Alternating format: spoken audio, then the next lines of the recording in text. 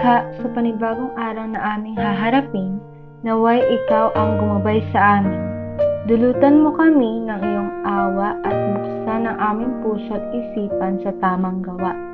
Lubos kaming nagpapasalamat sa iyo sa kalakasan ng katawan at positibong pag-iisip.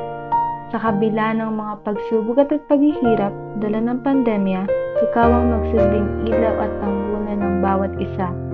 Patuloy mo po kaming ingatan, pagpalain mo kami ng walang humpay. Kalugdan mo ang aming mga ginagawa at patawarin mo kami sa aming mga kasalanan. Ang lahat ng papuri ay ibinabalik namin sa iyo, O Diyos naming mapagmahal. Kalingain mo kami at patuloyin sa iyong tahanan.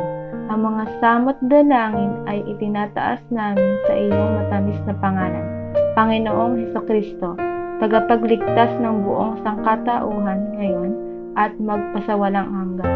Amen.